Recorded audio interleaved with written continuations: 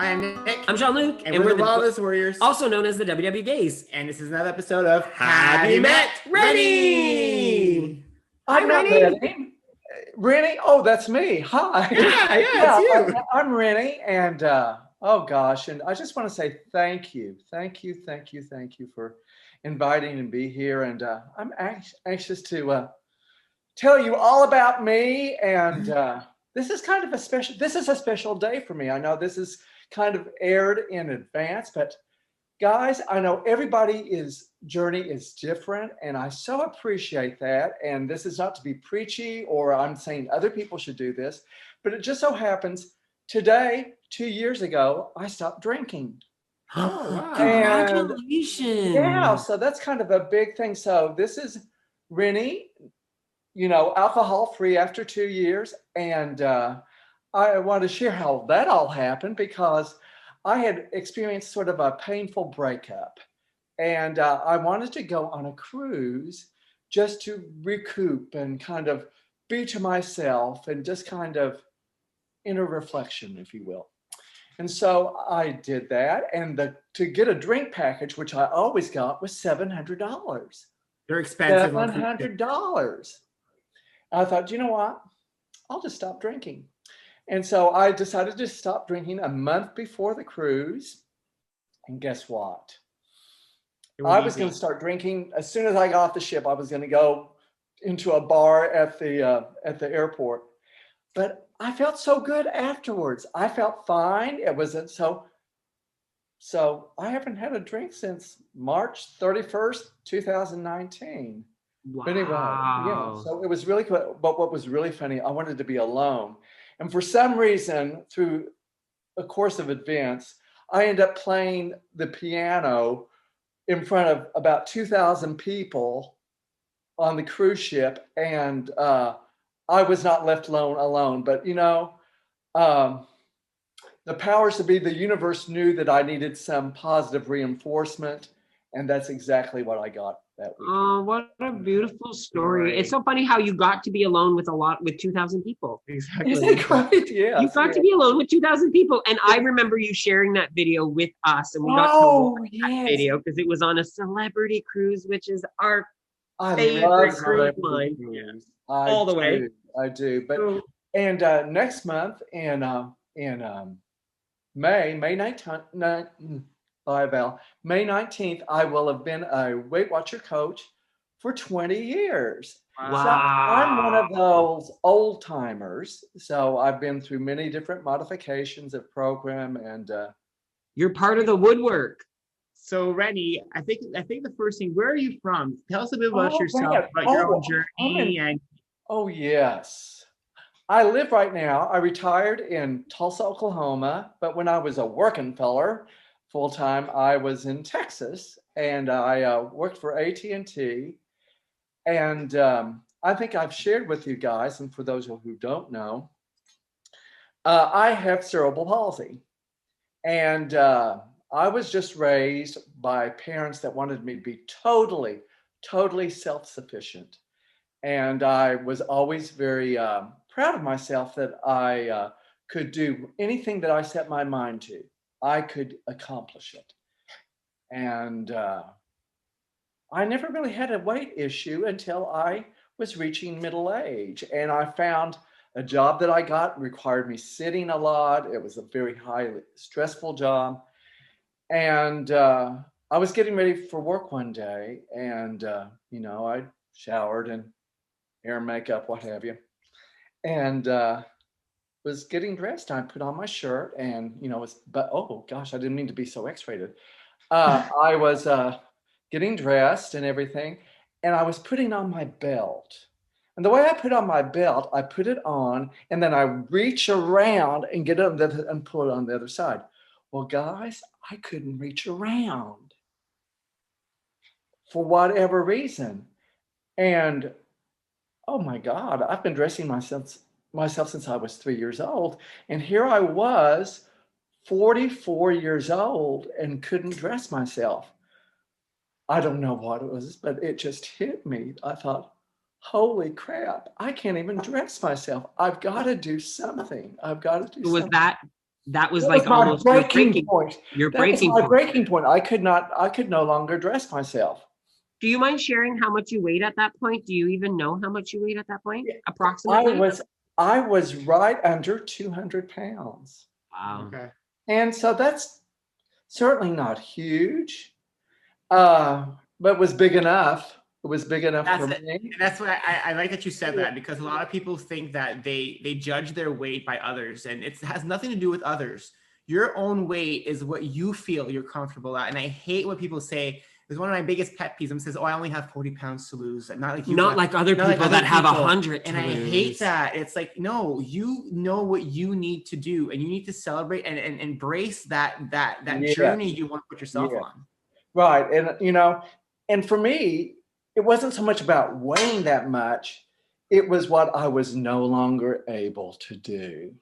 I love that, Renny. It's so true. It's not that the weight was holding you down. It was what you were able to previously do that you lost, that you were losing. You were slowly, and you recognize that, which is great. It was, and I thought, I've got to do something. And because for several months, when I would put on jeans in the morning, I was on the bed putting them on and making these strange animal noises.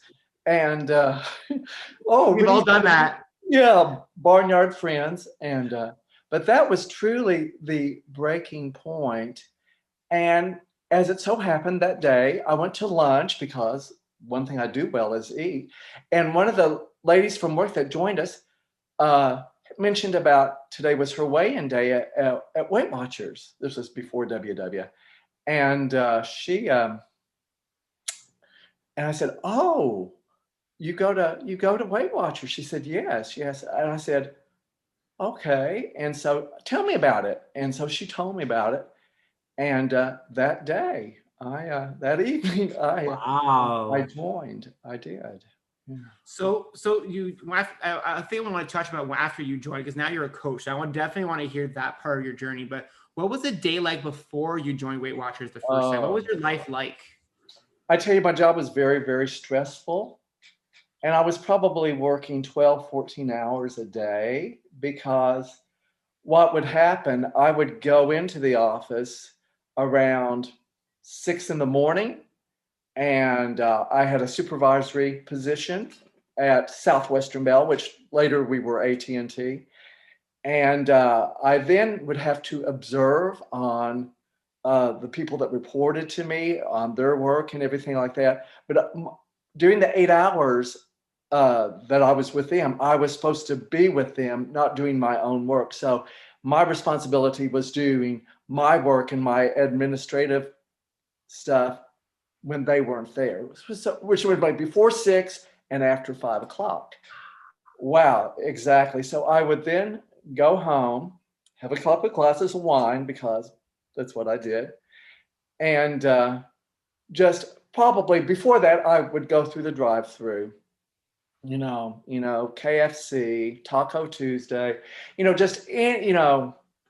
it's sad when they knew, hi, I'd like, oh yes, Renny, we know you.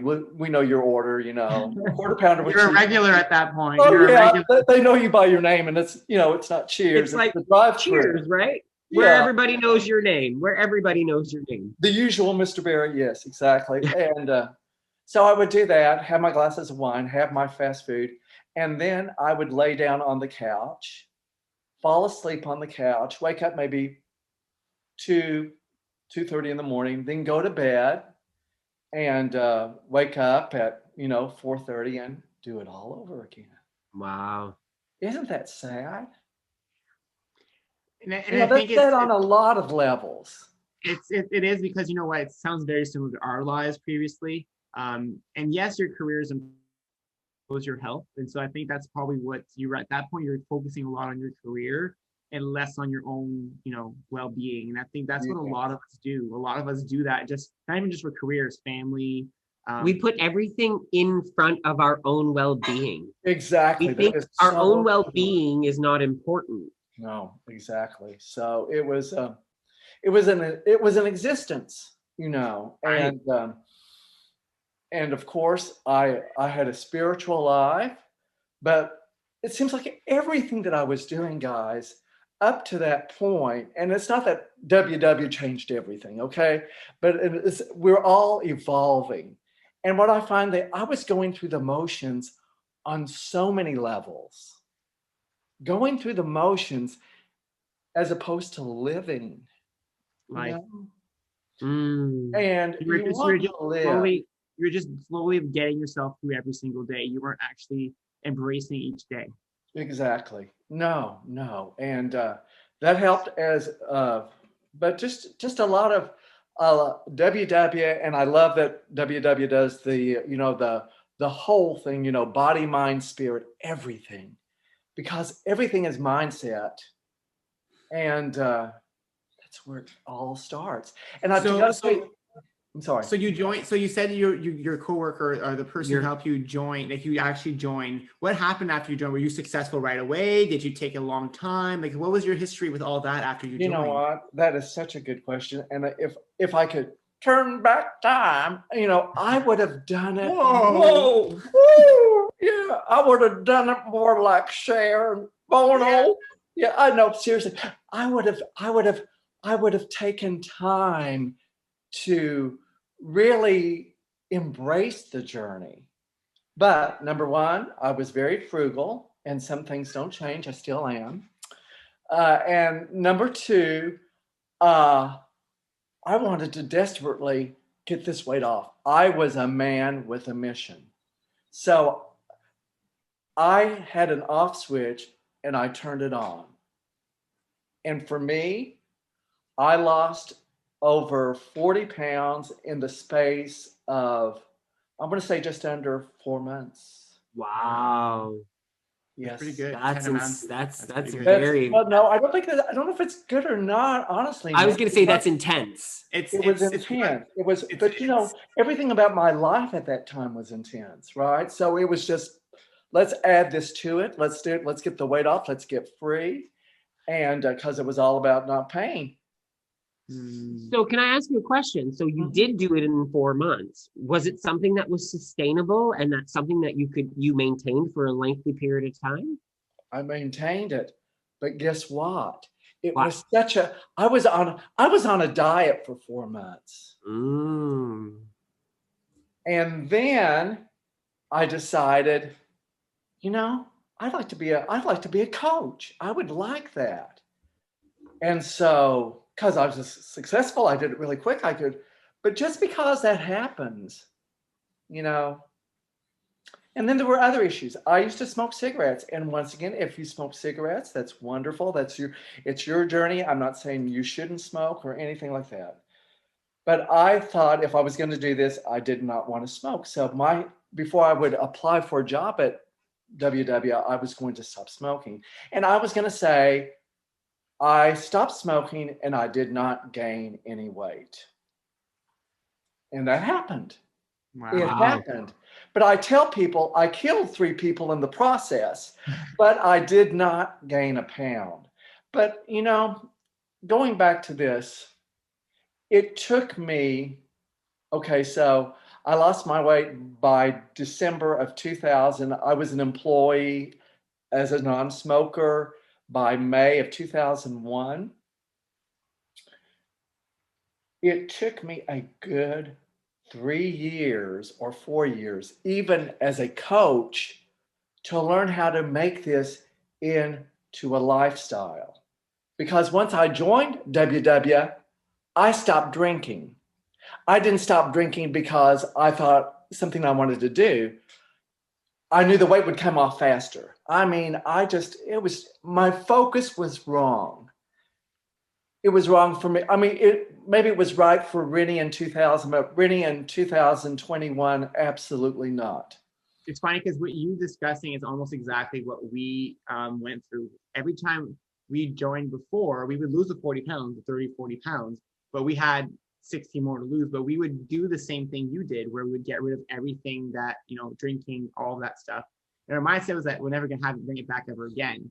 And so you had to take the 3-4 years after you reached your lifetime to actually try to play with your routine, to try to bring back things in so that you had a sustainable life that you still enjoy. And I was just going to say that is finding that sustainability. I think a lot of us on this journey, when we first walk into We're all gung ho. a workshop, we're thinking, oh yeah, I'm going to make these drastic changes and I'm going to be able to stick to it for the long haul for the rest of my life. But again, what I just said was drastic changes. Instead of making small, minute changes that are easier to handle, that become habit, we make these drastic changes that then we don't recognize ourselves anymore, or we're not even comfortable with these changes that we don't even feel good about ourselves anymore. No, absolutely. That is so true. Do you have any examples of things that you remember that you used to do at the beginning that after those 3-4 years you would change so that became a little bit better for you in terms of your lifestyle? Like, was there something I used to do? I used to work, example for us, we used to work out crazy 2 hours a day, get so many activity in, and then, the second we stopped working out, we gained weight because we were working out so much. Nowadays, we work out moderately. We're active every day. We don't kill ourselves every day in order to get our exercise. If it means going for a walk today, that's still considered activity. Are there things like that you've done along like the first 4 years that you changed from beginning to end? Well, I have to go because everything from my life was subtracted. And I guess one of the big subtraction was ice cream, because I knew how to, I say with my arm, I can put a tub of ice cream right in there, and go around, with a spoon. Oh, it tastes better that way to me. Oh, Yeah. It's better out of the container. I don't want to put it in a bowl. And you don't have to wash it. Butter. Oh yeah, peanut butter. That's what I do. Or you can mix the peanut butter in with the ice cream. Oh, goodness. Everybody's watching this now. They're all salivating. No, it's us, right? That's what I love about WW. Nobody gets this but WW members, right? We all get it. But anyway, I went from eating ice cream in that manner to no ice cream. I went to ordering a pizza and eating the whole pie to eating 1 or 2 slices. And that's, I'm sorry, I went from eating a whole pizza while I was losing weight. I couldn't even spell pizza. I didn't have hamburger. I love hamburgers. I've always said in my next life, I want to be a McDonald's French fry, So basically what you were saying is in order to lose, and you deprived yourself you went polar opposite to what you are doing now, I'm assuming, because now, are you eating ice cream, Renny? Oh, absolutely. But see, that's the thing. And I understand what your journey. I lost my 40 pounds and I was through losing, Yep. But then I had, how am I going to keep this off? Because I don't know how to eat this. I don't know how to, so I had to learn. And that's what took 2 or 3 years. So now when people join and we're teaching folks how to eat in a sustainable, how to move in a sustainable way, that's why it takes a while longer. But you're learning things that will last you a lifetime. I love that you just said that, because that's exactly what we tell people all the time. Our first 6 years on WW, we deprived. And learned nothing. We did. We learned some things, but we didn't learn the lessons of a lifestyle. 3 years ago, when we came back, we did let's reduce or change things. Let's not get rid of everything completely forever. We got cut back on things for 3 months, then we slowly brought them back in, but we created routines with the stuff. We have guidelines, we have rules, we have different things we do in order for us to still have these things. And I think that's what you're saying. You're teaching people now to have that kind of mindset. Right. And guess what? You'll have a blowout. You may eat a whole pizza. You might find that tub in your arm again. But guess what? How did that get there? This is the exception of the rule now. It's not the way I am. I love that. So that's not who I am anymore, Wow, that's so well said. We talk about your identity, and we say, I don't want to say I'm a stress eater, but I do stress eat sometimes. And that's a whole different thing to say I am, whereas I do something sometimes. Or it's like, I don't binge every day. I overindulge sometimes. That's another one for us, because we used to be pretty big bingers, and now it's like, no, maybe sometimes we'll have a day that we're overindulged, we eat a bit more than we used to, but it's one day. It's not an everyday thing anymore. Or it could be maybe on vacation where we decide, we make a conscious choice now instead of doing it unconsciously. And it's our choice. And I think a lot of people think that, you know, we don't have choices when the food's in front of us, but we do have choices. What's the choice out of saying, I'm going to have a bite or a piece of this instead of devouring the entire thing? We make that decision. No one pushes us with, no one forces the food down our throats. So after the 4 years, Renny, once you realize that, like, you started building your journey, your lifestyle, where you have it, like more so like what you're doing today. Has anything changed since then? Like, time you became a coach, had you evolved since that time? Did you continue to evolve every single day? Gosh, yes, absolutely. I think that it's a day-by-day thing, isn't it? It's just continue about the food. And then we brought into the mindset piece a few years ago. And for me, once we started talking about the mindset, and instead of this on and off switch, having a balance, and people say, a little change doesn't matter. It does, folks. And if you're listening out there, it matters. It matters a lot because, we take our lessons from nature, right? When you throw a rock into the lake, it causes that ripple. And maybe it's just a little bit of ripple, but it grows and it grows and it grows. And the thing is, it's like our lives. And let's talk about you guys. I mean, seriously, do you have any idea? Maybe you do, but let's just stop and think a minute. How many lives you have touched? How many lives you make a difference? And just thinking, well, Nick and Jean-Luc could do this. And, maybe they have little bracelets. What would Jean-Luc and Nick do? But the lives. And I really have a heart for our community at WW. I truly do, because we've been made to feel less than. We've been put into a box. People are put in a box, based on their weight, their sexuality, their gender identity. I mean, people are, why is it, I'm preaching now, sorry. Why do we have to put one another in these little boxes? Yeah. A lot of it has to do with, we segregate things. We put things that, and we shouldn't.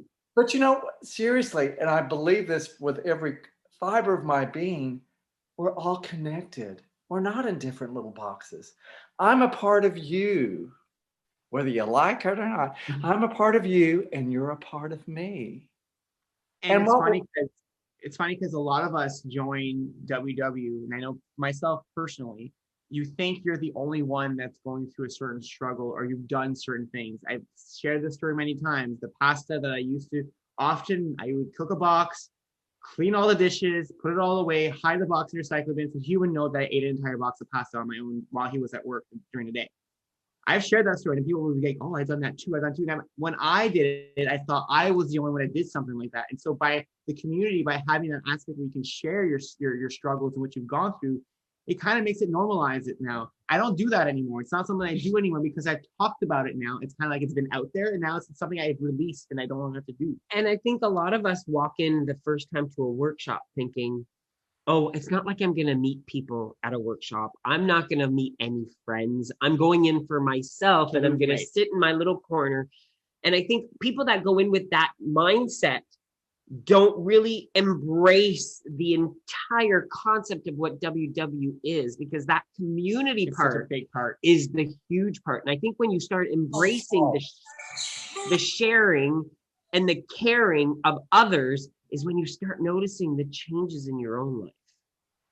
Yes, that is so true. And I think that's why it's so important that we share, especially when we struggle, because invariably someone else will say, I'm not the only one that does that, And when you're in there and the first few times that you go, which I don't know if that happened to me because I've always had a big mouth. In fact, the Weight Watcher coach that I used to go to, before she learned my name, she used to call me the mouth. Can you imagine? The mouth. Anyway. That was us. We were always in the corner talking. Yeah. But what is so rewarding, and I see this not only in the virtual world, but back when I would do these workshops in person, but you see people blossom. And they become more self-confident, and they realize what they say, who they are. It matters. It matters so much. So we were just talking about struggle for a second there, and I wanted to ask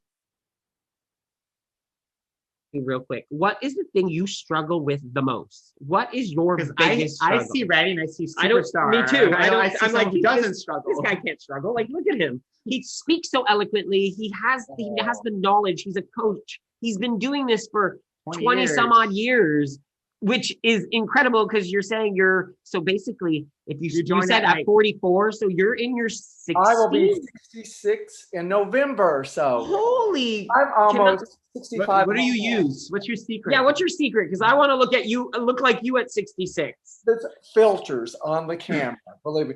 I'm using the filters that, I'm a big Dorsey fan. I've got Dorsey's old filters. When she passed on, I got them. You see the little light behind me right there? That's, the little halo. Yeah. No, but that's very kind. I just have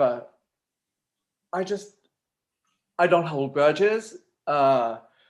Everyone has had hardships in their lives. But I heard a speaker once say, or maybe it was Oprah even, things don't happen to me, they happen through me. And so maybe that has to do with, but you say you don't struggle. What you're seeing right now is the Facebook side of Renny. Of course, you're not going to see a picture of Renny on Facebook with bed hair or, with, bags under the eyes. Everything's going to be pulled back and everything, everything, But no, struggles, I'm a human being. And like I said, I still have blowouts. There's times when I overeat. There's sometimes when I'm just really, really active, but that's sort of fly. But you know what? I don't really call that a struggle so much. I'm human. I'm going to make mistakes. And I don't want to hurt anybody. I'm going to cry. I don't know why I have to cry all the time. I don't want to hurt anybody. But sometimes we hurt people, Sometimes you might say something in fun and it comes off wrong and you end up hurting people. That's happened to me. Thank goodness, not recently, but we're human. And I think it's important when we have a setback or something that does not go as planned to realize this is just further verification that I'm a part of the human race. These things are going to happen and it's okay. What's important is what's my next step, right? What am I going to do next? That's so many wonderful next steps by being in the workshops. I've heard wonderful next steps from you guys. And you know what you just said there really made me think of what we talk a lot about at WW, which is refocusing and you know what I mean? Changing things, remodeling things. So like the word struggle, we all talk about struggle. Oh, I'm struggling. But sometimes redefining those words and not thinking of them as a bad thing and thinking of them as a good thing. Struggling does not mean always negativity. Struggling means I'm trying to overcome something that I've never experienced before, and I could come out of it learning so much from myself. So sometimes a struggle is not really a struggle. It's just a crossroads. To be honest, if you're on a journey and you've not experienced a struggle at one point, that means you're not learning all the lessons you need to learn.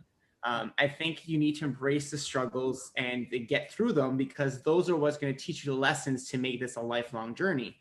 For anything in life, anything you go through, doesn't have to even be a wellness journey. It could be anything, just the way you interact with coworkers, the way you interact with your family. Every situation where there's a struggle, you will learn something from it. And then next time that situation happens, you have a a history of what happened last time to use as a tool to move yourself forward the following time you struggle. So I think that's the thing that you have to embrace. That is so beautiful and so very true. It makes me think when I was a kid and I would go with my folks on vacation, what a vacation to my folks were, we would all pile in the car and then we would drive for 8 hours straight, and go to a motel, get something to eat and watch television and then get in the car and do it all over again. Well, that was our journey and they were horrible vacations. They were just, that's all I remember. I remember we did, very, very, very little sightseeing at all. But this journey to me is like, it is a journey and I don't want to go just from point A to point B. If there's a struggle or if I want to take a detour, if I want to stop at Stuckey's, y'all are too young to remember Stuckey's, yes, you all are. But anyway, if you want to stop and, we're also Canadian. Yeah. So we don't know what Stuckey's is. But anyway, you can just take a detour and it's okay because it's part of the journey, And I think that's what makes WW work, that you can take those detours and then come back. And I think a lot of us start this journey, we think we have to be perfect and we have to do everything to a T. And we think that having those detours is a bad thing. Oh, my birthday is coming up. I don't want to have cake. It'll ruin everything. We assume there's a rule book. Yeah. We make these rules up ourselves where we think we need to do things a certain way because there's only one way of doing it. There isn't. When there isn't. No, absolutely not. And I think WW has evolved in figuring that out themselves because they went from a very stagnant plan saying this is the one way that we're all doing it together. Then they realized, wait a minute here. We're all different. There's so many different people that are joining that aren't doing it the same, that no one can do it the same way. We all have to find out what works for us. And I think it's interesting on your journey, you would say that you all would last about 30 or 40 pounds. And then I do not want to go through life just clawing, white knuckling at the hole. That's not living. Not life. No. I want to live. I want to live. I love good food. I want to savor it. I don't want to just, shovel it down. You just made me think about something. It's like when you buy a house. If you buy a house and you buy at your maximum amount, right? You spend all the money you possibly can on purchasing a house or a condo or something. Then you can't really live your life because all you're doing is making the payments to the house. You can't travel, you can't do. It's the same concept on this journey. If you spend all your energy in one spot and don't learn how to manage your money, you can't manage the journey. Yeah. And the thing is, I was sharing, we hear a lot of people that are doing this journey. Mostly people who still have the diet mentality of you'll have to be perfect to be successful. And they say, my birthday is coming up or Christmas is coming up and I'm not going to have anything because I don't want to gain weight. And it's like, sometimes you have to have those celebrations. You only have one birthday a year. You need to have that moment to have that piece of cake on your birthday because you can't expect for the rest of your life never to have cake. And I think that's what we've learned in this newest cycle. And I think that's what you said you learned on your 4-year stint after you first reached your lifetime is that you have to balance it with life. You can't just be on this diet or this deprivation that you want to always do and expect to be successful and be happy for the rest of your life. If you feel that you can, if that works for you, then fine, go ahead. I'm not saying this is the wrong way. If this is what works for you, then yes, keep going.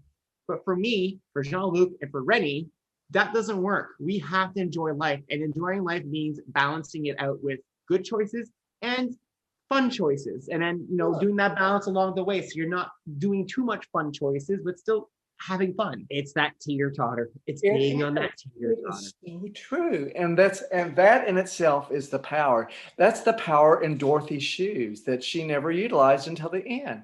It was about balance. It's about gratitude. It's about appreciation. I am so thankful for anything. I'm thankful for most because I can walk, I can talk, I can do most anything I want to do. And the nice thing about having a handicap, if there's something I don't, really want to do, I have an excuse why I can't do it. But it can't be known, I really just don't want to do it. But And I think what happens is allowing yourself to say, I don't want to do that, and being okay with it. Mm-hmm. We don't say that enough. Yeah. Sometimes we don't say that enough.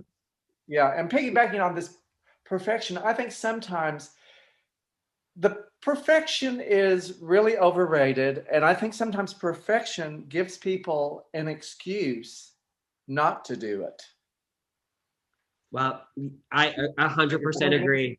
Yeah. Yeah. Well, if I can't be perfect, why do it? bother? Why bother? I might as well. So I love that we're ending off on that note today. Renny, this was an amazing interview. I love your insight. Plus, I love the way you speak. Me too. I could listen to you talk all forever. day. I just love your accent. Isn't it, y'all? I just love it. I want to add y'all to my vocabulary, but it just doesn't sound right when it comes out. Canadian. Y'all. Hey? Hey? So if you guys want to hear more from Renny, he will be on our live show on our Fireside Chat next Sunday. If you like this video, please hit the like button below and subscribe to our channel. You can find us on all social media using #WWGays or at the WWGays. And you can also find us on our website, wwgays.com. And Renny, thank you so much, Renny. Today. Thank you. Love you guys. Love you too. Oh!